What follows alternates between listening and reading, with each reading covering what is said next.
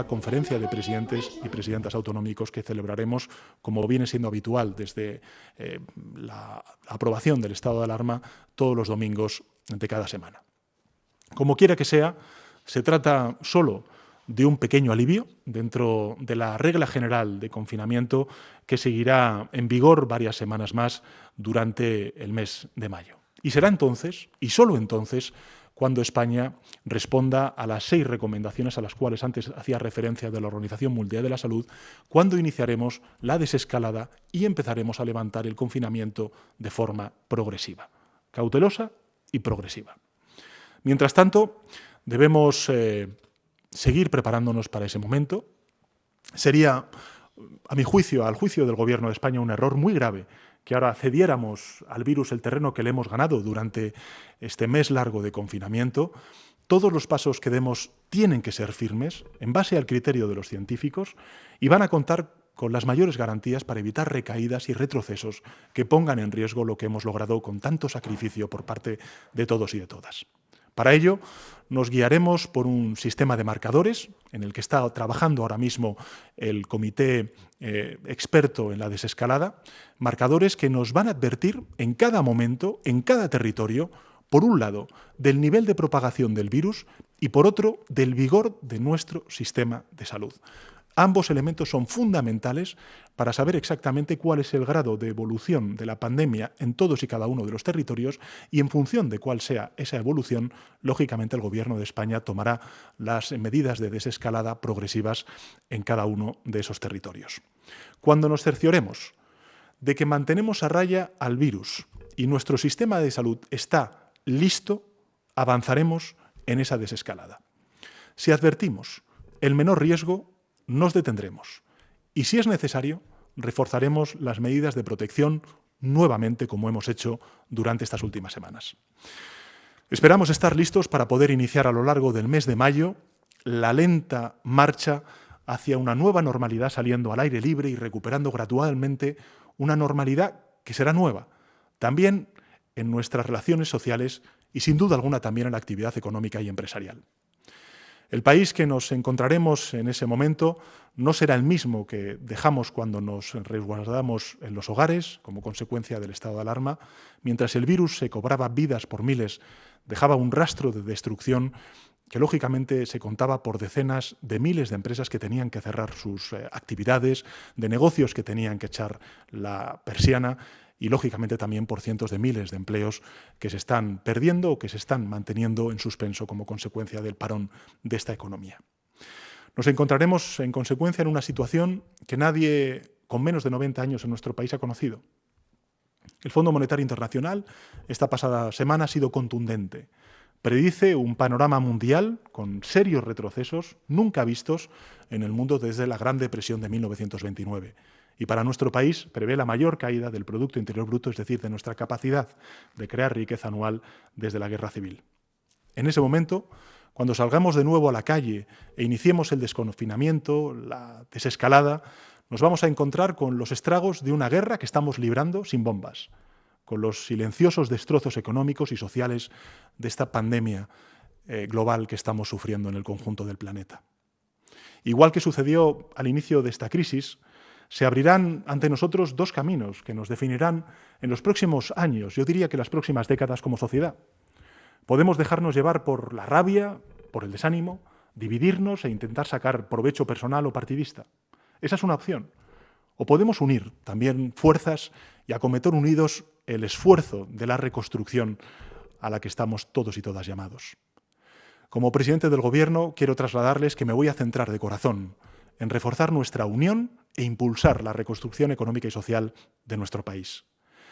Si algo hemos aprendido de estas semanas es que los problemas no se vencen con palabras, menos con palabras falsas y con bulos. El virus se combate y se doblega con sacrificio y con la unión de todos y de todas. Y lo mismo sucede con sus estragos económicos y sociales.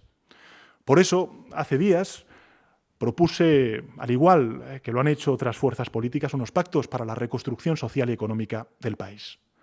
Se trata de unos pactos que deberían aunar el criterio de las fuerzas políticas para fijar las grandes líneas de la reconstrucción social y económica del país para los próximos años, pero que deberían también plasmarse en un acuerdo interinstitucional de colaboración con otras instituciones como son las comunidades autónomas, las diputaciones, los cabildos, los consells y también, lógicamente, los ayuntamientos.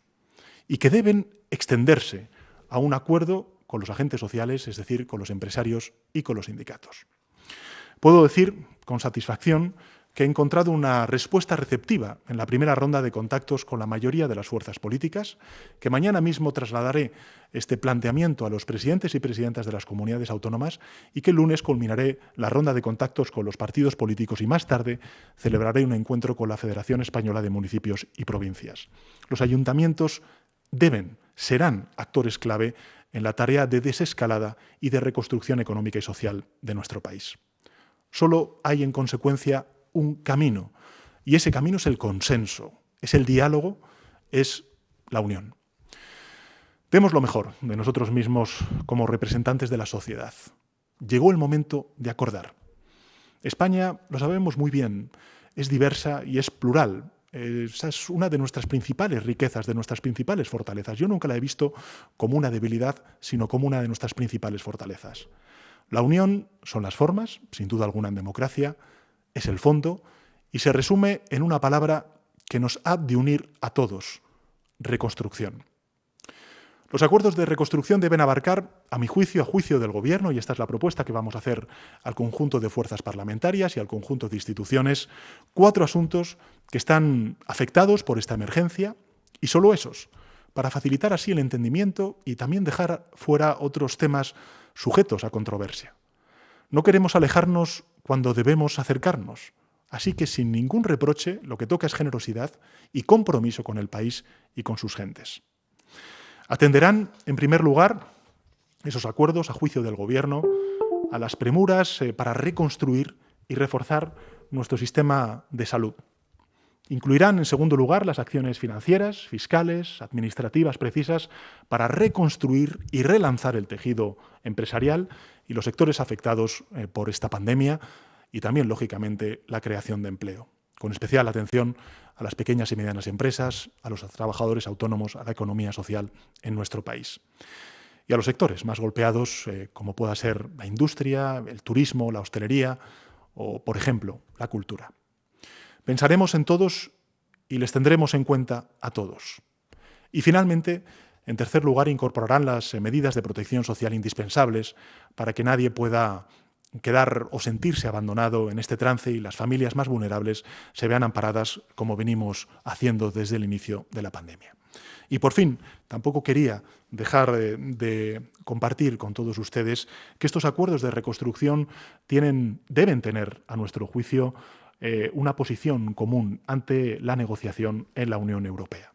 Desde el encierro en sus hogares, hoy millones de compatriotas se preguntan qué será de su empleo cuando acabe esta pesadilla, qué será de su empresa, qué será, en definitiva, de su vida.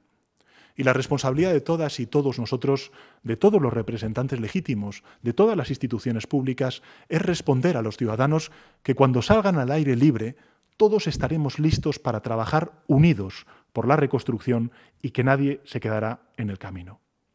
No hay futuro sin solidaridad. Esta es una de las grandes lecciones que tenemos que extraer de esta pandemia y la crisis subsecuente. No hay porvenir sin unión. La misma tarea que tenemos dentro de España la tenemos que exigir fuera. A eso me refería. Hay un pacto, un acuerdo en España, pero tiene que haber un pacto y un acuerdo en Europa. Esa es la hoja de ruta que se plantea el Gobierno de España. La postura del Gobierno de España con respecto a Europa la he compartido con todos ustedes durante estas últimas semanas, es nítida y es firme. Europa somos todos y es ahora el momento de demostrarlo. Las reuniones con los dirigentes de la Unión Europea, a mi juicio, a juicio del Gobierno de España, están dando sus frutos. Probablemente tendríamos que ir más rápido, pero están empezando a dar sus frutos.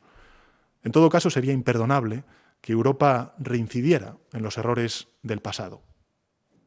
El pulso ha sido tenso, pero hace unos días la propia presidenta de la Comisión Europea afirmó que cada euro del Fondo Europeo será usado en todas sus formas posibles para salvar vidas y proteger a los ciudadanos europeos. Esa era y es la visión del Gobierno de España. Así que estamos avanzando y vamos a seguir haciéndolo en la próxima reunión del Consejo Europeo que tendrá lugar el próximo jueves, día 23 de abril. España no debe quedar desprotegida, como no debe quedarlo tampoco ninguno de los países que está sufriendo con particular incidencia esta pandemia. Y Europa no debe permitir que los lobos del populismo antieuropeo aprovechen la oportunidad de la crisis para extender su mensaje de odio. Dentro y fuera de nuestras fronteras, pensar y actuar en unión, sin dejar a nadie atrás, será, a juicio del Gobierno de España, la única vía para la reconstrucción. Unidas y unidos, científicos, expertos profesionales sanitarios, policías, militares, transportistas, vigilantes, limpiadores, agricultores, productores, empresas, familias, mayores, profesores, los más pequeños, los más jóvenes, también los políticos, unidas y unidos, todos, hombres y mujeres de este país. Jamás querríamos haber visto a nuestro país, a nuestro querido país en esta situación. Jamás pudimos imaginar que esto sucediera. Este país que hoy sufre es el nuestro, es el de todos y todas, sin excepción. Nos vamos a recuperar, es lo que tengo más claro. Todos estamos aquí para ayudar a este país a recuperarse y a avanzar. Igual que comenzamos a parar al virus unidos, igual que lo derrotaremos unidos, así saldremos adelante, también unidos. Gracias. Presidente, si le parece, comenzamos ahora con las preguntas de los medios de comunicación. Hoy tenemos el siguiente grupo que, si no hay ningún tipo de dificultad técnica, podrá preguntar. Es El País, El Confidencial, Nació Digital, Europa Press, Huffington Post, Antena 3, La Voce d'Italia, TVG y La Provincia El Día. Vamos adelante, compañeros. Los sonidos arriba, realización también preparada. Pregunta el diario El País. Adelante. Sí, muchas gracias, Carlos, por el diario El País. Le quería preguntar por un detalle que ha dado que hay mucho interés, el tema de los niños, si pudiera dar algún detalle más, ¿cómo se va a hacer? Estamos hablando de paseos, estamos hablando de ir a los parques, ¿en qué están pensando? Y también la desescalada por comunidades, que es lo que he entendido. Llevamos muchos días preguntando y usted parece que ha apuntado que va a haber desescalada distinta por cada una de las comunidades. ¿Esto cómo se va a hacer? Porque había muchas, peticiones, Canarias, demás. Y una segunda pregunta más política. Presidente, hemos estado toda esta semana viendo si usted hablaba con el señor Casado, no hablaba, si había reunión, no había reunión. ¿Por qué no levanta directamente el teléfono y llama a Casado? ¿Cuántas veces han hablado durante esta crisis? ¿Por qué es tan difícil que el presidente del Gobierno y el líder de la oposición hablen en una situación así? Gracias. Muchas gracias, Carlos, por tus preguntas.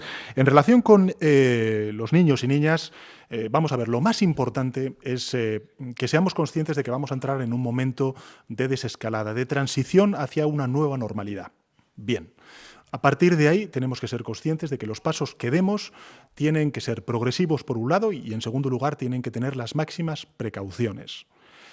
Somos muy conscientes de la realidad que viven muchos de los niños y niñas en los hogares, en hogares de 40, de 50 metros cuadrados, la necesidad que tienen también de salir a la calle, de oxigenarse después de casi 5 o 6 semanas de confinamiento. A partir de ahí, definiremos durante las próximas semanas, para que el próximo 27 de abril, cuáles serán los criterios, los requisitos en cuanto a las motivaciones por las cuales los niños y niñas puedan salir de sus casas y, en segundo lugar, bajo qué criterios de seguridad.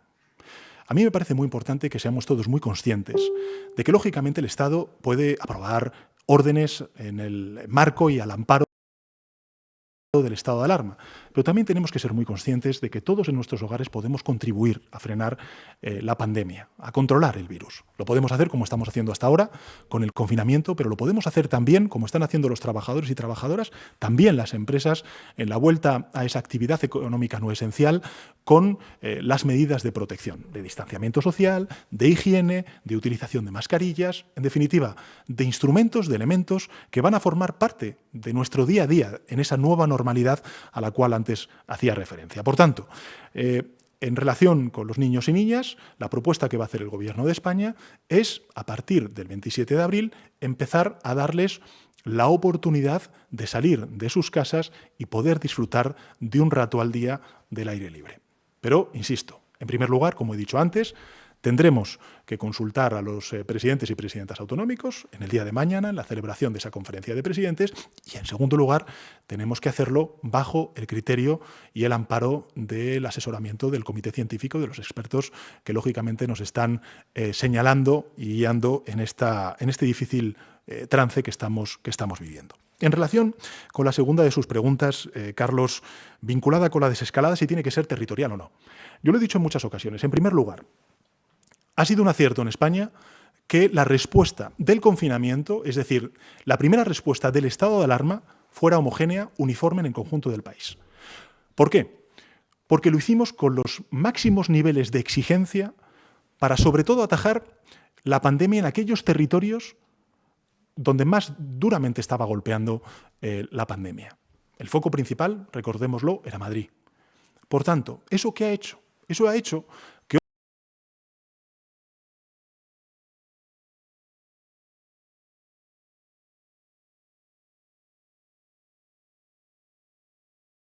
otras comunidades autónomas, que otros territorios que no tenían una extensión del virus tan pronunciada, tan intensa como la Comunidad de Madrid, hoy se vean beneficiados de esas medidas de confinamiento.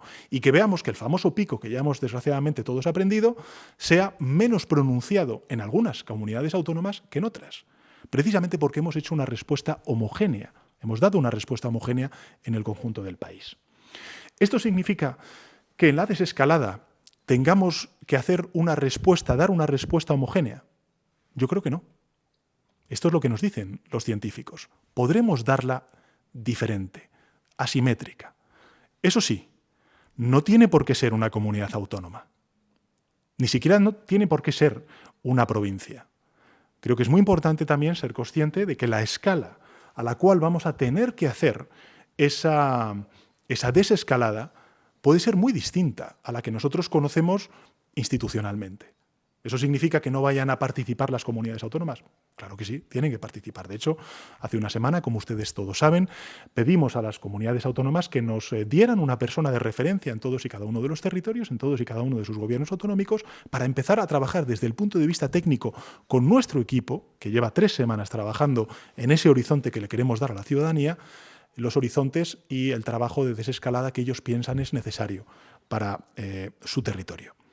Y sin duda alguna tiene sentido.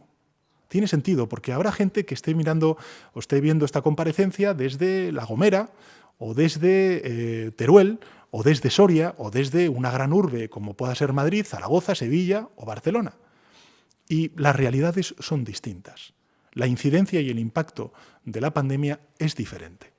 Por tanto, habrá un corpus global, homogéneo en el conjunto del país, pero lógicamente también habrá, en función de cuál sea el impacto y la evolución de la pandemia en todos y cada uno de los territorios, distintas respuestas, diferente escala en ese tránsito, esa transición que tendremos que abordar entre todos. Por eso es tan importante la unidad. Por eso es tan importante el que cooperemos todos. Más allá de la ideología, es evidente que vamos a tener que hacer un esfuerzo, que el virus ha puesto en tensión y ha puesto a prueba la capacidad institucional de todas y cada una de las instituciones públicas en nuestro país. No solamente del Gobierno de España, también de las comunidades autónomas, de las provincias y también de los municipios. Y vamos a necesitar a todos en esa tarea, sean gobiernos de un signo político o de otro. Por eso es tan importante la unión. La unión para salvar vidas en primer lugar, como estamos haciendo, y en segundo lugar, para que en esa desescalada, en esa vuelta a la nueva normalidad, pues no suframos retrocesos. Por tanto, lo que quiero decirles es que evidentemente tendremos el mes de mayo para trabajar en esa desescalada. También quiero hacer un llamamiento y hacer algo de pedagogía al conjunto de la ciudadanía española. Creo que todos somos muy conscientes de la envergadura, del desafío que tenemos por delante.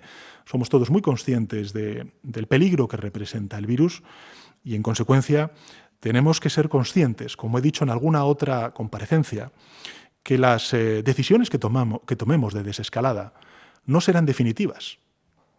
¿Y con esto qué quiero decir?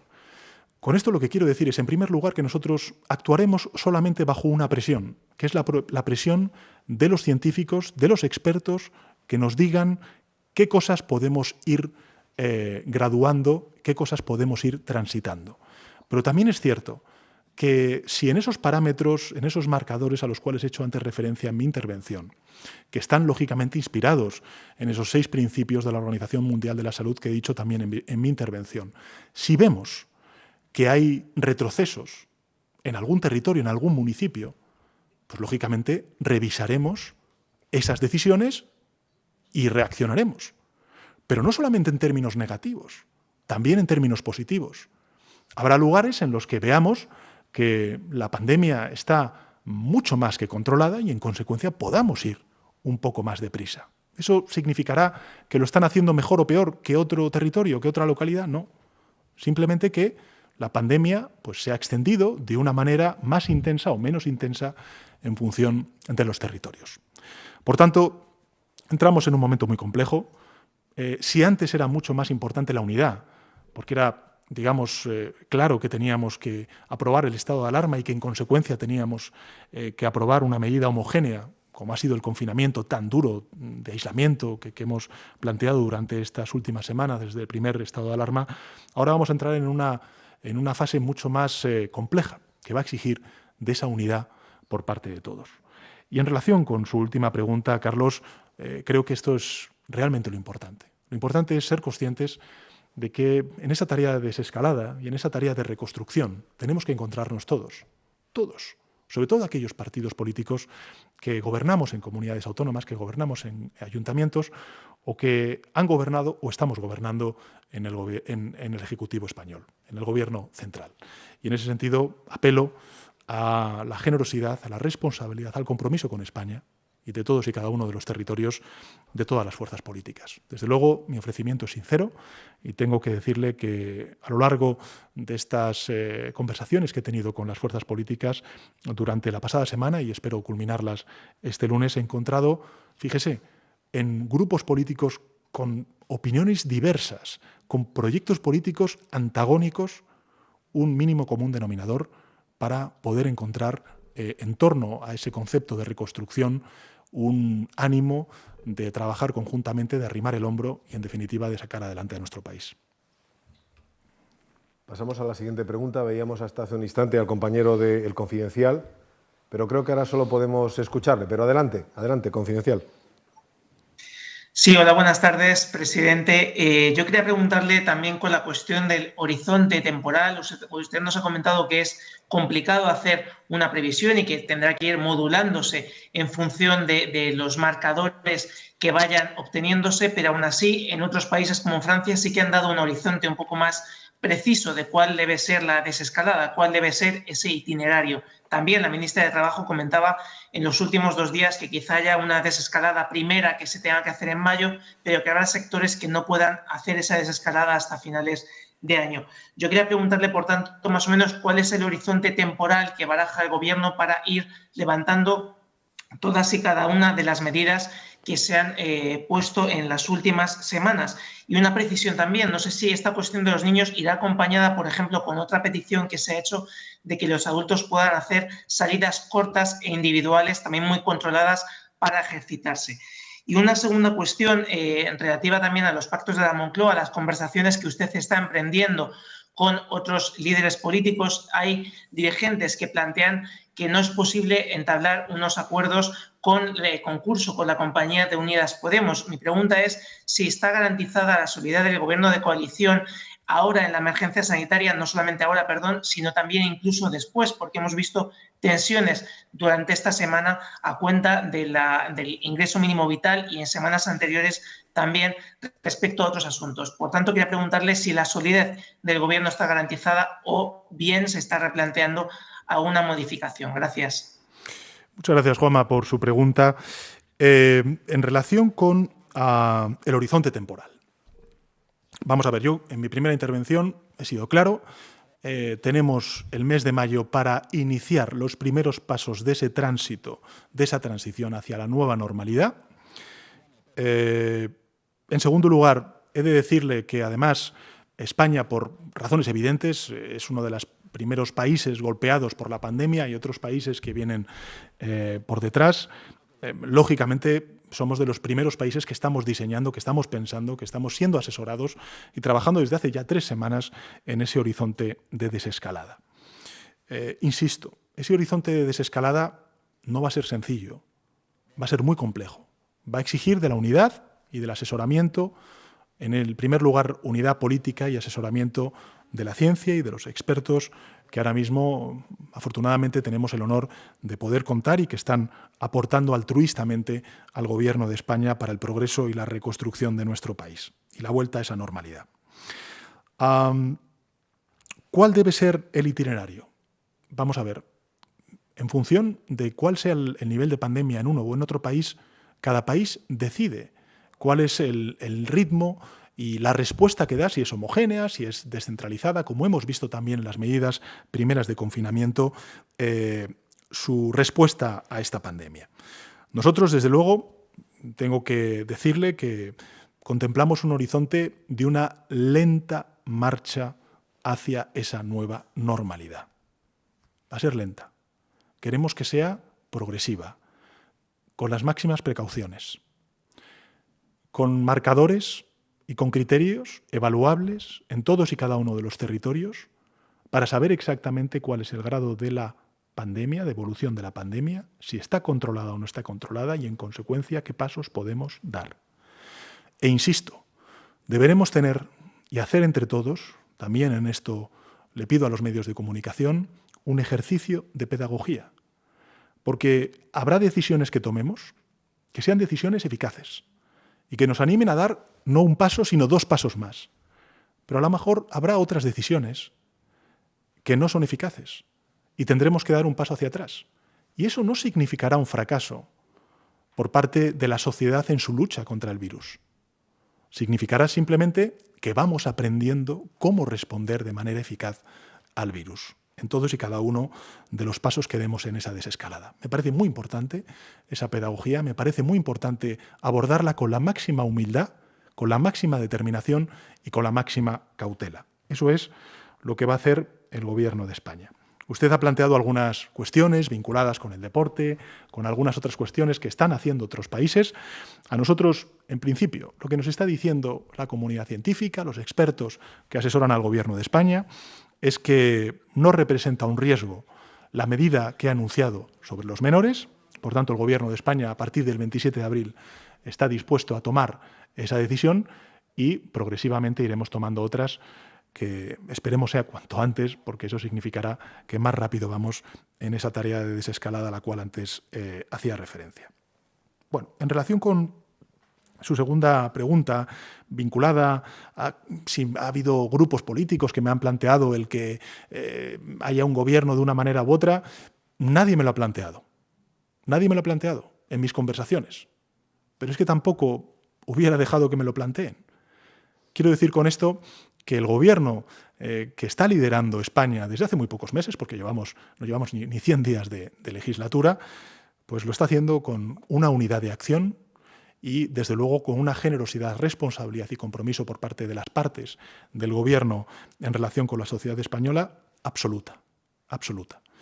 Y en ese sentido me parece que, más allá de las cuestiones que puedan salir en los medios de comunicación, insisto, el que el Gobierno de España, en el discurso de investidura, planteara la aprobación en esta legislatura del ingreso mínimo vital y que lo vayamos a plantear en este mes de mayo para el conjunto del país, pues lógicamente primero es un esfuerzo. Lo primero de todo es un ejemplo más de compromiso de este Gobierno de coalición progresista por no dejar a nadie atrás, que esa ha sido la máxima no solamente del horizonte de legislatura, sino también, lógicamente, de esta pandemia. Y en segundo lugar, me parece que es un ejercicio de trabajo en un tiempo récord, porque estamos hablando de una prestación nueva, de una innovación en la política pública y finalmente también de algo muy importante, y es de una nueva prestación que se va a hacer en un estado compuesto donde hay comunidades autónomas que también tienen esta prestación y que lógicamente añaden una complejidad más al diseño de esta nueva prestación tan necesaria, si lo era antes de la pandemia, aún más hoy en plena pandemia y lógicamente con las consecuencias sociales y económicas que estamos encontrando.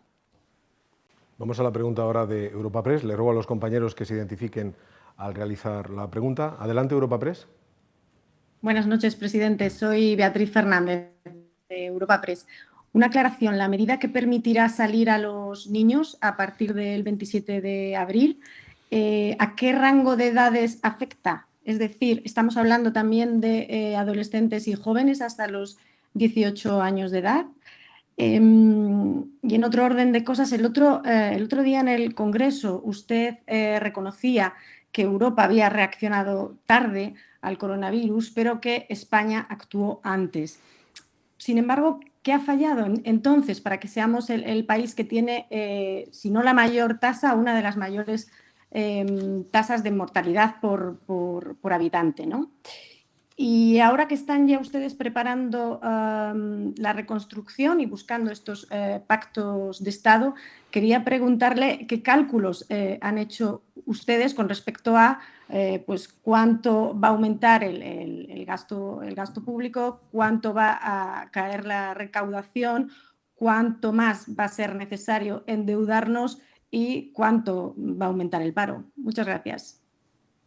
Bueno, gracias, Beatriz. Son muchas preguntas. Algunas, desgraciadamente, no estamos todavía en condiciones de poder responderlas porque, lógicamente, estamos viendo cuál es la evolución económica y social de de las medidas que estamos poniendo en marcha y también, lógicamente, de cuánto va a durar ese confinamiento y cuánto va a durar ese tránsito hacia la nueva normalidad que hemos llamado desescalada. Vamos a ver, en relación con los niños, estamos todavía ultimando la medida, pero lógicamente el punto de referencia para nosotros es la Ley de Salud Pública. Ese es el punto de referencia. En todo caso, es una medida que tenemos que estudiar y que, lógicamente, fijaremos cuando así lo consultemos definitivamente con el Comité Científico, la edad límite, el techo de edad para poder salir, pero lógicamente lo que sí que es evidente es que si tenemos un punto de referencia, porque no puede ser discrecional, es la Ley de Salud. La Ley de Salud, lo digo para todos los ciudadanos que estén viendo esta comparecencia, pues lógicamente son los 12 años. Pero en todo caso ese es el punto de partida, el punto de debate que tendremos con el Comité Científico y lógicamente con los expertos que están asesorando al Gobierno de España en relación con estas medidas de desescalada. En relación con la segunda pregunta, vamos a ver, yo creo que es muy importante ser conscientes de que esta es una pandemia global, de que cuando veamos la foto final de esta pandemia, no solamente en España, sino en el conjunto del planeta, veremos exactamente el grado de envergadura, el golpe tan duro que ha dado el virus COVID-19 al conjunto del planeta. Hablar ahora mismo de cómo está la situación en España en comparación con otros países no tiene sentido. Tenemos que hacerlo al final de esta pandemia y, en consecuencia, ver exactamente a partir de ahí cuáles han sido los fallos, las debilidades que hemos lógicamente detectado, no solamente en España, sino en el conjunto de Europa, para poder frenar eventuales pandemias futuras. Por tanto, creo que es muy importante ser conscientes de que España actuó antes, aunque es verdad que Occidente, que el conjunto de países, reaccionamos tarde. Pero España actuó antes. Y eso es muy claro si tomamos datos como los que me gustaría referir y compartir, además, aprovechando su pregunta, Beatriz, con la opinión pública española. Fíjese, cuando España pasó a la fase de contención reforzada y endurecía las medidas, por ejemplo, como tenemos que recordar antes del estado de alarma, es decir, a principios de marzo, cuestiones como, por ejemplo, el cierre de colegios. Había en nuestro país 1.204 infectados y 26 fallecidos. Y cuando España anunció la decisión de decretar el estado de alarma el pasado 13 de marzo y luego su aprobación el 14 de marzo, contábamos con 4.207 casos positivos. Ese es el dato consolidado del día 12 de marzo y 84 fallecidos. Si ponemos otros países como ejemplo, por ejemplo Italia, pues fueron 7.375 casos positivos y 366 fallecidos. O el Reino Unido o Francia. Francia, por ejemplo, el 17 de marzo fue cuando establece las medidas de confinamiento y eran 7.730 casos, no 4.207 casos como en nuestro país, y un total de 175 fallecidos y no los 84 fallecidos que registramos en España entonces. Con esto, insisto, yo no me quiero comparar, España no se quiere comparar con ningún país. Al contrario, España es solidaria con todos los países que están sufriendo esta pandemia. Desde el que la está sufriendo con menor impacto a países como Estados Unidos, grandes países que la están sufriendo con un gran impacto. Somos solidarios con todos ellos y con todas ellas. Creo que es importante, lógicamente, ser autocríticos, ser humildes. Le puedo garantizar que el Gobierno de España hace toda la autocrítica, que somos muy exigentes con nosotros mismos diariamente para frenar esta pandemia, pero creo también que es justo reconocer que todas las instituciones españolas están dando una respuesta de envergadura a la envergadura del desafío que tenemos por delante. Pregunta ahora Nació Digital. Adelante, Nació Digital. Buenas noches, señor presidente. Pep Martí, de Nació Digital. Muchas gracias. De todas las medidas que ha ido adoptando su gobierno, ¿podría enumerarnos algunas que hayan sido implementadas a partir de sugerencias o propuestas de las diversas comunidades autónomas? Muchas gracias. Pues muchas de ellas, Pep. Yo no sé, ahora mismo si me preguntara, creo que todas las comunidades autónomas, la mayor parte de las comunidades autónomas estaban de acuerdo en la aprobación del decreto del estado de alarma. Así me lo dijeron y me lo hicieron saber en la conferencia de presidentes, desde la primera conferencia de presidentes que celebramos. Incluso también cuando aprobamos el permiso retribuido recuperable para los trabajadores y trabajadoras una semana antes de la Semana Santa, pues hubo comunidades autónomas que la aplaudieron, otras comunidades autónomas o grupos políticos no lo aplaudieron. En fin, yo creo que ha habido un compartir, ¿no?, decisiones. Es evidente, Pep, en su pregunta, que lógicamente estamos en un estado compuesto, que hay comunidades autónomas que preferirían ser más duros, otras que preferirían ser más flexibles, que preferirían ir por delante, por ejemplo, la desescalada. Pero me parece, como he dicho antes, importante subrayar algo. Y es el que desde el primer momento, en el primer decreto de alarma que aprobamos, el dar una respuesta homogénea al conjunto del país, al conjunto de la sociedad, vivieran donde vivieran, ha beneficiado al conjunto de la sociedad, viva donde viva. Y esto me parece fundamental. ¿Eso significa que ahora tengamos que hacer una desescalada homogénea en el conjunto del país? Pues probablemente en los elementos centrales sí, pero en otros muchos no.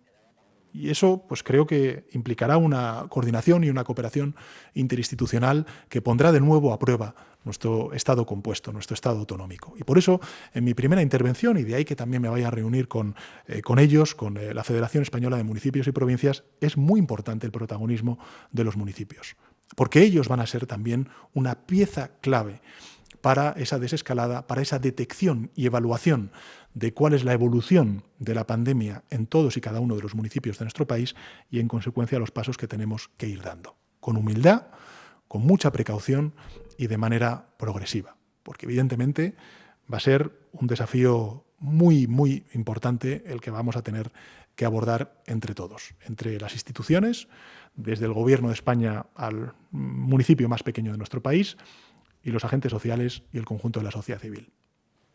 Es el turno ahora para el Huffington Post. Creo que solo a través de audio. Adelante, Huffington Post.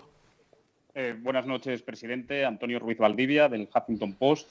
Yo quería plantearle la cuestión de si el Partido Popular no quiere sumarse a esa mesa o a un gran acuerdo, ¿usted estaría dispuesto a llegar al acuerdo con el resto de formaciones políticas? Y también quería preguntarle si cree que durante el verano los ciudadanos españoles podrán viajar e ir de vacaciones. Gracias.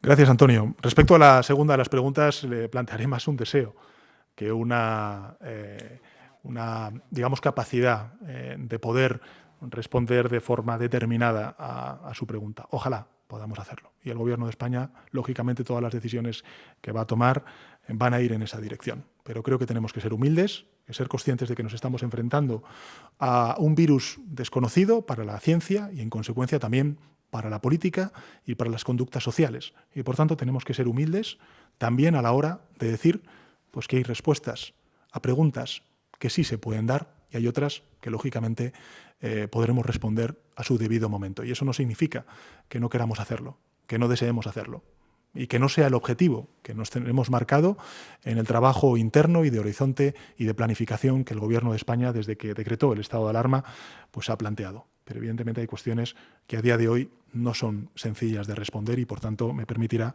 Antonio, que a esta última cuestión tan importante también para el conjunto de la ciudadanía, aún no podamos dar una respuesta. Y en relación con la primera pregunta, insisto, creo que todos tenemos que incorporarnos al acuerdo de la reconstrucción. ¿Qué elementos hay? Estamos en una batalla, en una guerra, que necesita de la unidad de todas las fuerzas políticas. En fin, yo creo que unidad no significa uniformidad. Unidad no significa uniformidad. Yo creo que cuando hablamos de reconstrucción y apelamos a la unidad, estamos hablando de que nos tenemos que sumar todas las familias políticas para que al final esa gran familia que es la sociedad española salga adelante. Este es el esfuerzo que tenemos que hacer todas las formaciones políticas, todas las familias políticas, en representación legítima de la voluntad manifestada por los españoles y españolas, y dejar a un lado todos nuestros intereses partidistas, cuestiones que a lo mejor son importantes desde el punto de vista de las formaciones políticas, pero que no son sustantivas, fundamentales para lo que tenemos por delante, que es la reconstrucción social y económica de nuestro país. Y en ese sentido creo que, sobre todo, esa dosis de responsabilidad es mayor en aquellas formaciones políticas que ostentamos responsabilidades de gobierno en distintos ámbitos, tanto municipales como provinciales, como también autonómicos y, sin duda alguna, en primera persona, en mi caso, como presidente del Gobierno de España. Yo, desde luego, ese ofrecimiento lo hago de manera sincera, de corazón. Se lo he dicho a todas las formaciones políticas, porque como ellas, pues lógicamente estoy comprometido y quiero a mi país, y espero y deseo que todos arrimemos el hombro para abordar entre todos de manera muy efectiva esa reconstrucción. En fin, había cosas que se han hecho durante este mes que a lo mejor estamos todavía muy cerca, ¿no?, para valorar en su justa medida, pero el que el Gobierno de España haya planteado una agenda de diálogo social con una cuestión específica como es la del COVID-19, pues me parece un avance. El que se reúna todas las semanas, todos los ministerios implicados en el ámbito económico con los sindicatos y con los empresarios me parece determinante. Hasta incluso que los propios empresarios y sindicatos se hayan unido y hayan acordado sectorialmente las medidas de protección en la vuelta al trabajo de sus empleados y empleadas me parece encomiable. También el que hayamos celebrado semanalmente reuniones 2 veces a la semana desde el punto de vista de los consejeros de Sanidad con el Ministerio de Sanidad, que todos los domingos haya conferencias de presidentes y presidentas autonómicos, cuando a lo largo de la historia de nuestra democracia, en estos 40 y tantos años de democracia, pues estaban contadas con la mano la celebración de conferencias de presidentes. Pues ahora semanalmente las estamos haciendo. Creo que demuestra que hay una voluntad que trasciende la orientación ideológica de un gobierno u otro, que es el de arrimar el hombro, el de hacer frente en primera instancia a esta emergencia sanitaria y en segunda instancia, lógicamente, a la tarea de reconstrucción que tenemos por delante. Pregunta ahora Antena 3. Adelante, Antena 3. Gracias, presidente. Buenas noches. Soy Karina Verdú, de Antena 3 Noticias. Por aclarar, presidente, ¿cuánto tiempo podrán salir los menores a la calle y con qué medidas de seguridad? Por otro lado, quería preguntarle, la semana pasada se aseguró que habría abastecimiento de mascarillas, pero las farmacias siguen denunciando falta de stock y a eso se le suma los altos precios que estamos viendo. ¿El Gobierno tiene algún plan para que lleguen a todo el mundo y a un precio razonable? Y por último, ¿el Gobierno tiene previsto implementar alguna aplicación de móvil para gestionar el trazamiento de contactos y así poder acelerar el desconfinamiento? Gracias. Muchas gracias, Karina, por sus preguntas. En relación con los menores, responderemos a esa pregunta cuando corresponda, que es a partir del 27 de abril, y después, insisto, de escuchar mañana a los gobiernos autonómicos, escuchar, lógicamente, también a la Federación Española de Municipios y Provincias, y sin duda alguna, lo más importante, escuchar y atender las demandas de nuestros científicos, de la comisión científica que asesora al Gobierno y, lógicamente, también de los expertos que están trabajando en la desescalada.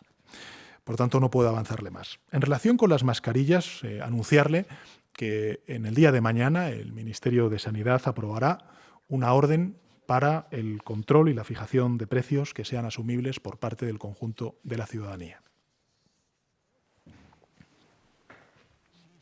Vamos al siguiente medio de comunicación. Teníamos preparado la Voce d'Italia. ¿Está listo? Adelante, la Voce d'Italia. Buenas noches, señor presidente. Soy Mauro Basfi,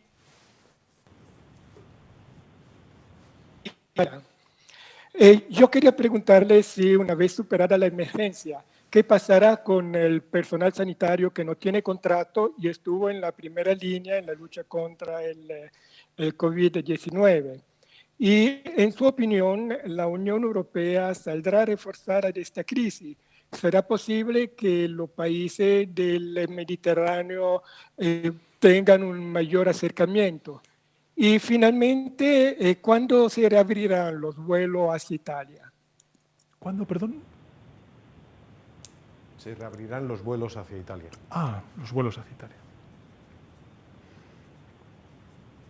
Bueno, en primer lugar, Mauro, aprovecho que usted pertenece a un medio de comunicación extranjero y en particular italiano, trasladar en nombre del Gobierno de España y del conjunto de la sociedad española nuestra solidaridad, nuestro espíritu de hermandad con una sociedad como la italiana, a la cual nos sentimos tan próximos en lo cultural, en lo histórico y también en lo geográfico, y ahora también desde el punto de vista social y emocional como consecuencia de la contundencia de la pandemia en nuestras sociedades, en nuestros países, en Italia y en España. Y desde luego trasladarle que la comunicación y la cooperación con el gobierno del señor Conte es absoluta, es total, es en el ámbito de las coincidencias no solamente de la emergencia sanitaria, sino también de lo que tiene que ser Europa en el corto y en el medio plazo. Desde luego creo que si algo pone, digamos, en una situación de situarse en una encrucijada al proyecto común que hemos compartido y que estamos construyendo desde hace décadas,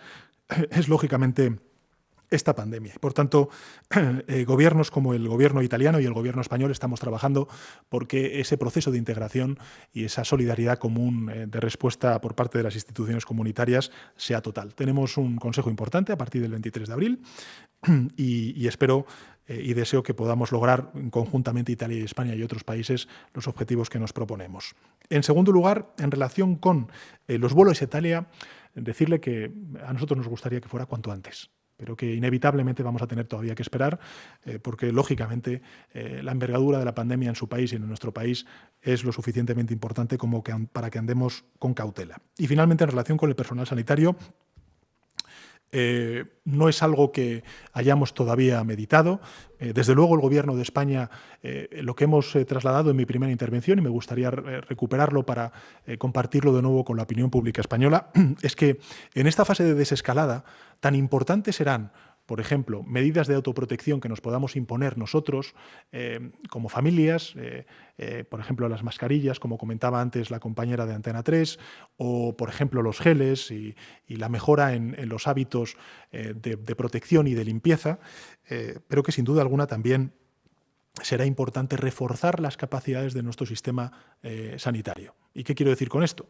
Pues que, lógicamente, el número de camas de UCIs que necesitamos mantener y sostener, que el número de test que tenemos que desarrollar y desplegar durante las próximas semanas, que el estudio de seroprevalencia que vamos a desarrollar durante las próximas semanas también para saber exactamente cuál es la envergadura de la pandemia en nuestro país y, en consecuencia, también ver cuáles son los ciudadanos, o al menos hacer una perspectiva, tener una fotografía clara de cuáles son los ciudadanos que ya han superado la enfermedad y, en consecuencia, gozan de un grado de inmunidad. Todas estas cuestiones son partes fundamentales de esa desescalada. E insisto, fortalecer nuestro sistema de salud es clave en esta fase de desescalada. Porque, evidentemente, si se produce, que vamos a hacer todo lo posible porque no se produzca, cualquier mínimo repunte, nuestro sistema de salud, es decir, nuestros profesionales sanitarios, los que están en primera línea, lo que tienen que verse es protegido con los EPIs, con los materiales sanitarios que desgraciadamente no pudimos proveerles en su totalidad en esta primera oleada, y en segundo lugar también con las capacidades de UCIs necesarias, como hemos ido desplegando a todo ritmo y con total intensidad durante estas semanas de estado de alarma. Vamos a finalizar esta ronda de preguntas de los periodistas en la rueda de prensa con el presidente, dándole paso a la televisión gallega. Vega, adelante. ¿Qué tal? Buenas noches, presidente. Desde Televisión de Galicia quería preguntarle, creo que le han formulado alguna pregunta ya en este sentido. ¿Cuándo se plantea el Gobierno revisar el cuadro macroeconómico, las previsiones de crecimiento, de paro, de déficit, de deuda pública? Algunos organismos e institutos de estudios ya lo han hecho. También le quería preguntar por el estudio que impulsa esta semana la sanidad gallega, 100.000 test que se van a hacer en 2 fases, con una proporción muy superior al estudio epidemiológico que va a hacer el Ministerio de Sanidad. Quería pedir una valoración de esta iniciativa y si este es el camino. Y por último, una pregunta que me llega también desde otros compañeros de las televisiones autonómicas, es teniendo en cuenta que se puede llevar a cabo un desconfinamiento por territorios, ¿cómo se va a garantizar que no se produzcan flujos de población importantes que, en fin, al final pongan en riesgo todas las medidas de contención del coronavirus? Bueno, gracias Luis por sus preguntas. En relación con la primera de las preguntas, hasta incluso los propios organismos internacionales o los propios servicios de estudios económicos españoles, ya sea de fundaciones privadas, de fundaciones vinculadas con entidades financieras u otras, todos reconocen, digamos, lo imprevisible, lo impredecible de las consecuencias económicas y sociales, que sin duda alguna van a ser muy negativas, van a ser muy negativas en el conjunto de la economía mundial, europea y española. Con lo cual, creo que es muy importante ser también cautelosos, esperar, digamos, el tiempo prudencial necesario para saber la envergadura del impacto que tiene el confinamiento en la caída y el parón de nuestra actividad económica y, en consecuencia, también del empleo. Pero, evidentemente, ahora mismo todas las previsiones que hay de organismos internacionales, europeos y nacionales, todas al final tienen un entre paréntesis porque no saben exactamente cuál es la envergadura del desafío desde el punto de vista económico y social que tenemos por delante. Con lo cual, nosotros lo haremos cuando toque, cuando corresponda, cuando tengamos los datos ciertos, pero evidentemente creo que es muy importante trasladar a la ciudadanía, y ya lo saben ellos, porque lo estamos viendo además así en algunos estudios demoscópicos, el impacto económico y sobre el ámbito laboral que está teniendo efectivamente esta pandemia y la respuesta colectiva que tenemos que dar para poder frenar esta pandemia. En relación con garantizar los flujos, en fin, o mejor dicho, no garantizar, impedir los flujos de un territorio a otro en función, lógicamente, de esa desescalada. Es pronto todavía para responderle a esa cuestión. Insisto, y esto me parece muy importante hacer esta pedagogía. Muy probablemente la unidad de acción no sea la comunidad autónoma. Y por tanto, por eso es tan importante el que esa unidad y esa cooperación, colaboración y coordinación sea interinstitucional, porque la desescalada y la pandemia está poniendo en tensión y a prueba todo nuestro Estado, toda nuestra arquitectura institucional. Y por tanto creo que es muy importante el que la sociedad española, o mejor dicho, los políticos sean conscientes de que la sociedad española lo que quiere es una respuesta eficaz por parte de todas las instituciones para que se sientan seguros y, en consecuencia, lo que vean es unidad y coordinación y cooperación y colaboración por parte de todas las instituciones. Y en ese sentido entro en la segunda de sus preguntas sobre el anuncio del estudio epidemiológico que plantea la Xunta de Galicia. Nosotros, con todo el respeto, me parece que el estudio epidemiológico lo tiene que desarrollar el Gobierno de España. Y nosotros hemos dicho a todas las comunidades autónomas que a lo largo de las próximas semanas vamos a hacer un estudio que va a implicar a 62.000 personas del conjunto del país, que es una muestra lo suficientemente representativa para saber exactamente cuál es, digamos, la fotografía de la pandemia en nuestro país. Y, en consecuencia, que todos los recursos que se están volcando por parte de la Administración central en las comunidades autónomas, por ejemplo, los 2 millones de test rápidos que estamos dando a todos los territorios, o también las PCRs que se están desarrollando en todo el territorio, que están ya por encima de las 900.000, se dediquen a esto. El Gobierno de España va a hacer ese estudio de seroprevalencia. El Gobierno de España ya ha hablado con las consejerías de Sanidad y con los distintos gobiernos autonómicos para poner en marcha ese estudio. Creo que es muy importante que demos una imagen de coordinación, de cooperación, de colaboración, que seamos conscientes de que tenemos que destinar nuestros recursos a aquello que ahora mismo es lo más importante, lo más urgente, y que lógicamente el Gobierno de España ha asumido la responsabilidad de hacer ese estudio de seroprevalencia importante para todos y cada uno de los territorios y sin duda alguna también para el Gobierno de España en relación con la respuesta que podamos dar en el futuro. Por tanto, entiendo que haya presidentes autonómicos que quieran hacer otras cosas, que quieran plantear otras decisiones. Yo lo respeto, pero creo que es muy importante que los ciudadanos de todos y cada uno de los territorios nos vean de la mano. Nos vean de la mano, arrimando el hombro, compartiendo el objetivo que tenemos por delante y, sobre todo, siendo conscientes de que este planteamiento que se ha hecho es un planteamiento que ha hecho ya el Gobierno de España y que vamos a desarrollar durante las próximas semanas. Y que está, además, liderando nada más y nada menos que una institución tan reconocida como es el Instituto Carlos III. Por tanto, a eso apelo. Y finalmente, y aprovechando, entiendo, secretario de Estado, que esta es la última de las preguntas, agradecer, lógicamente, a los medios de comunicación la labor impagable que están haciendo, a todos y cada uno de los medios de comunicación, y desde luego también agradecer al conjunto de la ciudadanía española el esfuerzo tan extraordinario que durante estas semanas están desarrollando. Creo que comparto con todos ustedes, con todos nuestros ciudadanos, la amargura y el pesar por ver a compatriotas que nos han dejado, familias que no han podido despedirse de sus seres queridos y, sin duda alguna, también la angustia que tienen muchas familias por ver a sus seres queridos regresar cuanto antes a sus hogares y abandonar los hospitales. A todos ellos y a todas ellas, lo único que les puedo garantizar es que aquellas familias que han visto perder a un ser querido les daremos la respuesta merecida.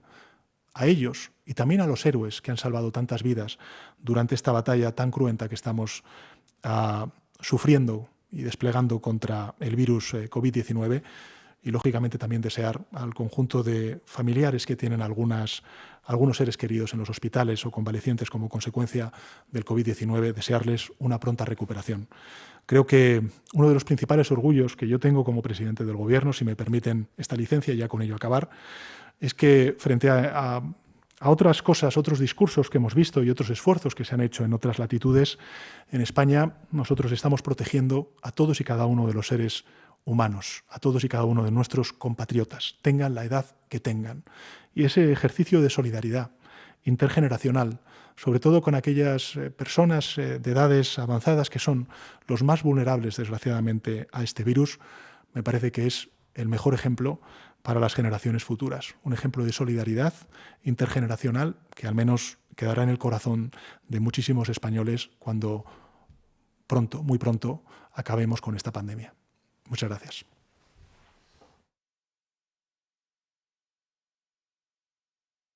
¿Nos ayudas a evitar la propagación del coronavirus COVID-19? Lávate las manos con agua y jabón. Al toser,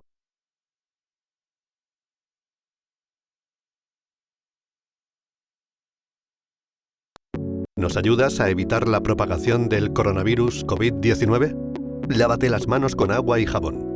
Al toser o estornudar, si no tienes un pañuelo, cúbrete con la parte interna de tu brazo.